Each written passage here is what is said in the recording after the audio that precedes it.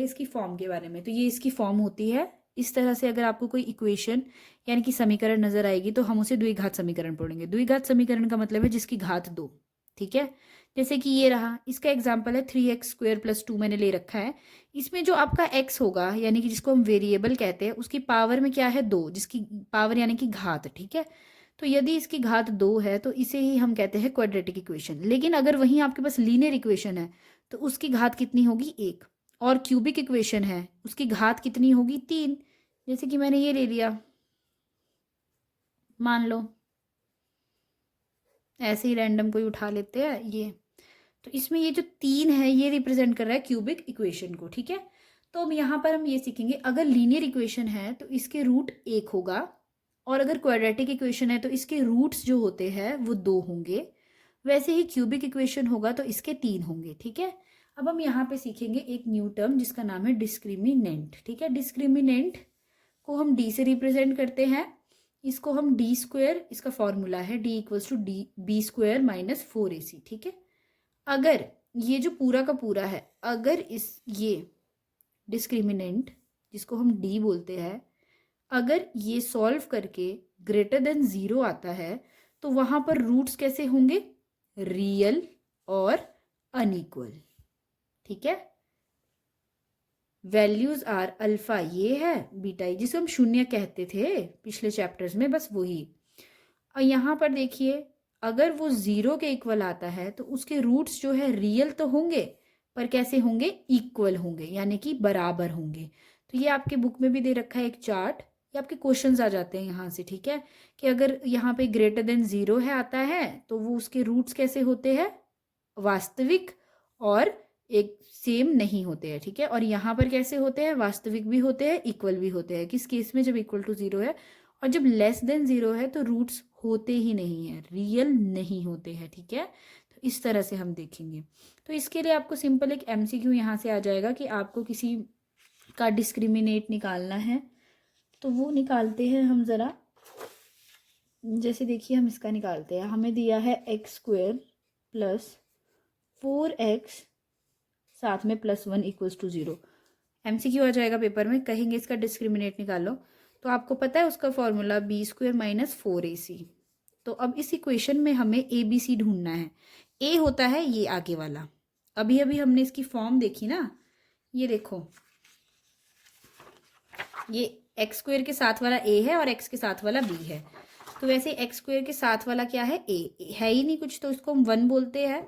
तो इसीलिए यहाँ पर हेयर A = 1 और B = दिस 4 और C = क्या है 1। ठीक है, तो बस अब यहाँ पे पुट ही करना है।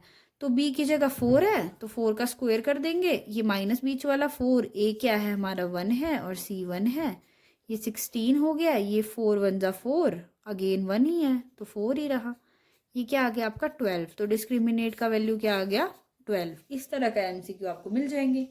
साथ में आपको ये मिल सकते हैं, अगर डिस्क्रिमिनेट b² - 4ac <0 है तो इसके रूट्स क्या रियल है या अनइक्वल है, इस तरह से पूछ सकते हैं। या बोलेंगे अगर ये >0 आता है तो इसके रूट्स कैसे होंगे। तो ये आपने यहाँ देख लिया, अगर >0 है तो इक्वल और अनइक्वल है ना। तो इस तरह से MCQs आपको मिल जाएंगे। अब हम बात करते हैं इसके कुछ क्वेश्चंस की। तो अभी टाइम कम है तो हम ये वाले क्वेश्चंस डिस्कस कर लेते हैं, जिसमें हमें फाइंड आउट क्या करना होता है। देखिए जो हमारा क्वेश्चन है उसमें बोला है the product of 2 consecutive positive integer is 306। ठीक है, we need to find the integers. ठीक है, हिंदी में देख लेते हैं। 2 क्रमागत धनात्मक पूर्णांक ज्ञात कीजिए यदि 2 क्रमागत धनात्मक पूर्णांकों का गुणनफल 306 है। तो हमें 2 क्रमागत धनात्मक पूर्णांक ज्ञात करना है, यानी कि हमें एक इंटीजर्स देखने हैं जो कॉन्जिक्यूटिव हो। ठीक है, और वो पॉजिटिव हो। कॉन्जिक्यूटिव का मतलब होता है लगातार, क्रमागत। जैसे पहला अगर x है तो दूसरा x + 1 होगा, तीसरा x + 2 होगा, इस तरह से, मतलब उसमें 1 ऐड होता जाएगा। ठीक है, तो हम मान लेते हैं कि 2 क्रमागत धनात्मक पूर्णांक। ठीक है, तो लिख लेंगे हम, पहले लिख देंगे हम 2 क्रमागत धनात्मक पूर्णांक। और ये मान रहे हैं ना, तो माना। क्या क्या माने मैंने?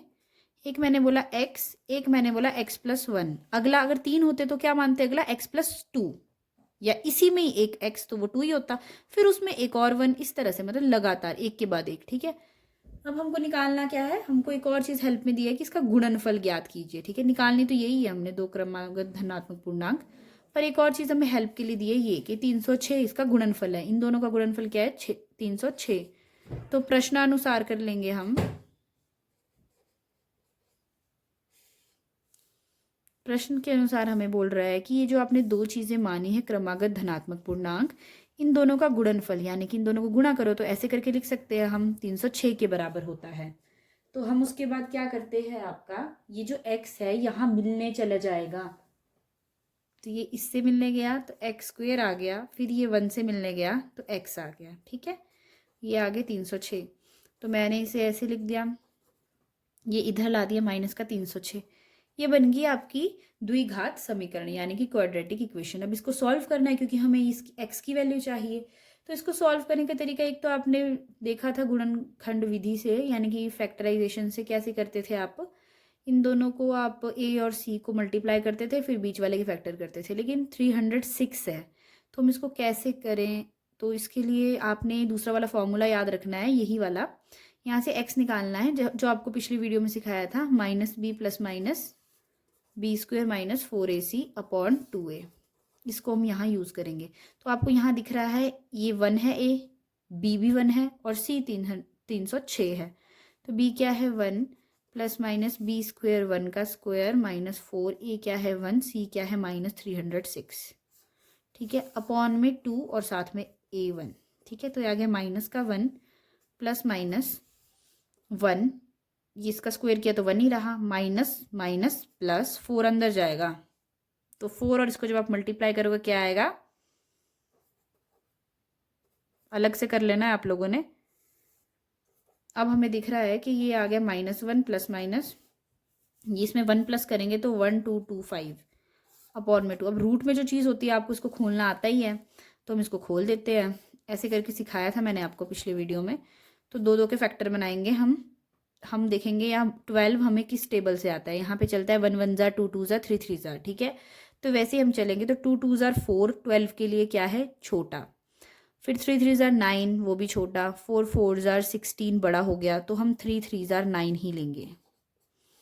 ठीक है, ये 3 आ गया। अब यहाँ पे 2 एक साथ नीचे आते हैं, और 3 का डबल क्या होता है? 6।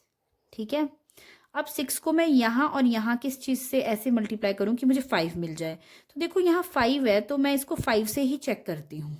ठीक है, यहाँ भी 5 दो, यहाँ भी 5 दो, देखो मिल गया मुझे। तो मैं इस 6 को यहाँ भी 5 दूंगी और इसको मल्टीप्लाई भी 5 से करूँगी, तो मुझे 325 मिल गया। बहुत ईजिली मैंने कर लिया, तो 35 इज़ द आंसर। तो ये -1 as it is, plus minus इसका रूट आ गया जी 35, तो ये निकल गया रूट से बाहर, नीचे 2 है। तो एक बार ये -1 क्या कर रहा है? प्लस कर रहा है 35 को, और एक बार माइनस।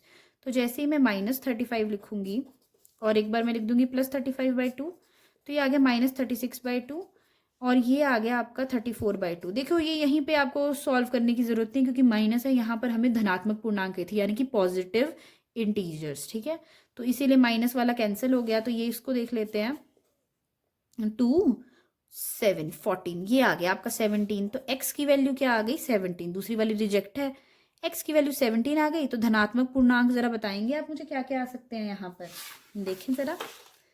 तो हम बोल देते हैं, तो हमने जो 2 धनात्मक पूर्णांक मांगने थे वो क्या थे? x और ये। तो इसीलिए x तो 17 है, और दूसरा क्या आ गया? 17 जमा 1 17, और ये क्या हो गया? 18। ये दोनों आ गए हमारे धनात्मक पूर्णांक। ठीक है, इसी की तरह हम अगला प्रश्न करेंगे, जिसमें हमें बोला है, देखिए ये वाला प्रश्न है, इसमें हमें बोला है जो रोहन है, रोहन की जो माँ है, Rohan's mother is 26 years older than him. The product of their edges in years 3 year from now will be 360. We would like to find the Rohan's present age. ठीक है, इसको हिंदी में देख लेते हैं। कहा है जो रोहन की माँ है उससे आपकी 26 वर्ष बड़ी हैं, ठीक है, रोहन की माँ उससे 26 वर्ष बड़ी है, उनकी आयु का गुणनफल अब से 3 वर्ष पश्चात इतना हो जाएगा, तो रोहन की वर्तमान आयु ज्ञात करो। तो सबसे पहले रोहन की माँ तो बता दिया है कि रोहन से 26 वर्ष बड़ी है, तो पहले हम रोहन की ही आयु मान लेते हैं, ठीक है। तो हम मान लेते हैं रोहन की आयु, रोहन की वर्तमान आयु मैंने मान लिया x वर्ष, ठीक है। रोहन की वर्तमान आयु मैंने मान ली। अब मेरे पास दूसरा काम क्या है, बोला कि 3 वर्ष पश्चात उन दोनों की आयु का गुणनफल जो है इतना हो जाता है। तो पहले 3 वर्ष पश्चात का निकाल लेते हैं। तो 3 वर्ष पश्चात क्या हो जाएगा, 3 वर्ष पश्चात, तो रोहन की जो आयु है, रोहन की आयु कितनी हो जाएगी, अब पहले x थी, अब 3 उसमें ऐड हो जाएगा, तो x + 3। रोहन की तो इतनी हो गई। अब दूसरी उसकी माँ की, तो रोहन की माँ की आयु, रोहन की माँ की आयु कितनी है, उससे 26 वर्ष बड़ी है, यहाँ हमने लिखा नहीं है। माँ की आयु कितनी हो जाएगी, 26 वर्ष बड़ी रोहन की आयु से, तो x + 26 थी रोहन की माँ की आयु। लेकिन अब कैसे ज्ञात करना है हमने, 3 वर्ष बाद, ठीक है।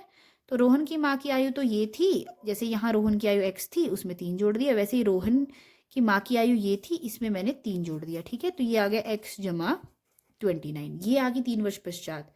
ये एक रोहन की माँ की आयु, एक रोहन की आयु। अब हमें बोला है कि 3 वर्ष पश्चात निकाल लिया मैंने, 360 हो जाता है उनका गुणनफल, ठीक है।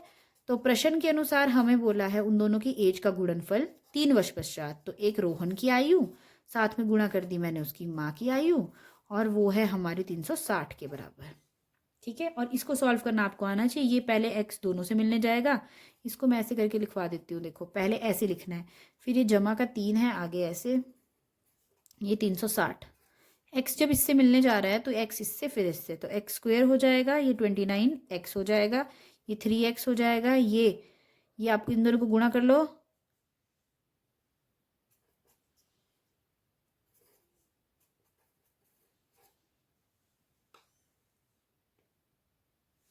अब हम क्या करेंगे, x² यहाँ देख लेते हैं, ये x वाला है, ये भी x वाला है, तो ये दोनों आपस में जमा हो जाएंगे।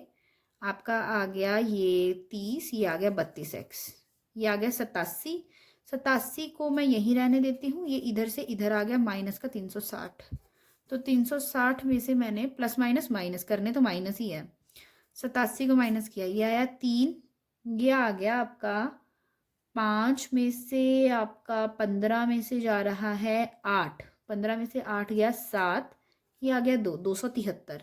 तो x² जमा का 32x आगे आ गया, इन दोनों में से साइन बड़ा माइनस का था, तो 273 ये इसके इक्वल आ गया, ठीक है। तो इस तरह से हमारा ये प्रश्न होना था। अब ये भी हमारा द्विघात समीकरण बन गया, इसको हम आगे उसी मेथड से करेंगे।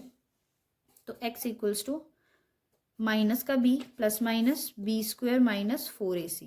जिसको ये वाला मेथड नहीं लगाना है वो दूसरे मेथड से कर लो, लेकिन उसमें क्या इन दोनों को मल्टीप्लाई करोगे फिर सोचते रहोगे कि ये किस वाले पहाड़े से होता है, बीच के टुकड़े करोगे, स्प्लिट करोगे, तो इससे बेटर है ना ये लगवा दो, सीख तो लिया है हमने। तो ये है माइनस का 32 प्लस माइनस 32 का स्क्वायर हो जाएगा, 4a हमारा 1 है, c हमारा 273 और माइनस का साइन था, ठीक है। नीचे 2a हमारा 1 है, ठीक है। आगे कर लेते हैं, उसके लिए हमें कुछ कैलकुलेशन की जरूरत पड़ेगी, वो देख लेते हैं।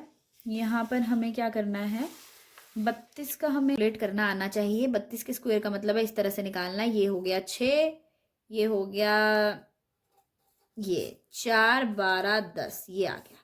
दूसरी कैलकुलेशन यहाँ देखिए लिख लेती हूँ मैं, 32 प्लस माइनस, ये लिख दिया मैंने इसकी जगह पे 1 0 2 4, ये माइनस माइनस हो गया प्लस, 4 और ये मैं आपस में करूंगी, देखो 273 और 4 को जब मैं आपस में गुणा करूंगी तो ये आया मेरा 12, 7 चौके 28, 29, 2 कैरी, 4 दुनिया 10, ये आ गया। तो ये जो आ गया ये मैं यहाँ लिख दूंगी, नीचे मैं 2 ही लिखूंगी।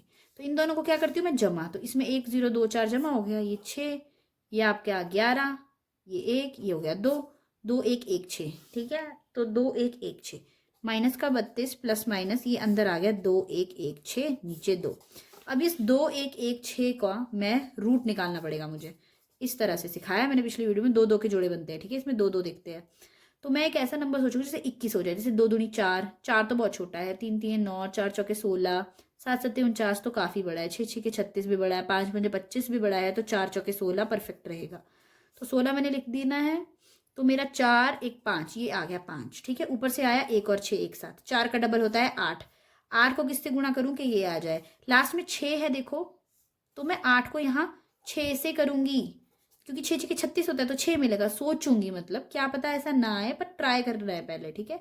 6 6 के 36, 3 कैरी, 6 अठे क्या हो गया आपका 48, 48 और 3 कितने होते हैं, 51 ही होते हैं, आ गया।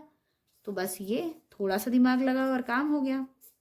ये आ गया आपका 46, तो माइनस का 32 प्लस माइनस ये आ गया 46, ये है नीचे 2। तो ये बोल रहा है 32 को एक बार 46 से जमा करो और एक बार 32 को 46 से माइनस कर दो, ठीक है। तो जब हमने जमा किया तो हमारे पास क्या आएगा, देखो ये 6 में से 2 4, 4 में से 3 1, 14/2 आ गया, ये जमा का बड़ा वाला है।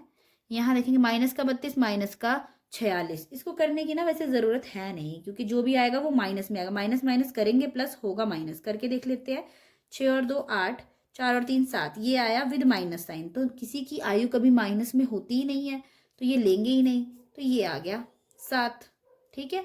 तो ये हमारा x निकाल रहे थे हम, ठीक है, ये देखिए x निकाल रहे थे हम, ये हम 7 तक पहुंच गए, तो 7 मैंने उठा लिया, और x मैंने क्या माना था, रोहन की माँ की आयु, सॉरी रोहन की वर्तमान आयु जो x मानी थी, ठीक है, उसकी माँ की आयु तो मैंने x जमा 26 बोला है प्रश्न के अनुसार, ठीक है। तो ये आ गई मेरी रोहन की आयु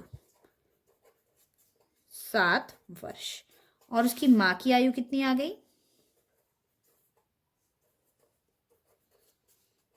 x जमा 26 था तो x की जगह 7 ले लो, यहाँ 26 ले लो, 6 और 7 जमा करेंगे तो कितना आता है 13, ये आ गया 33 वर्ष, ठीक है।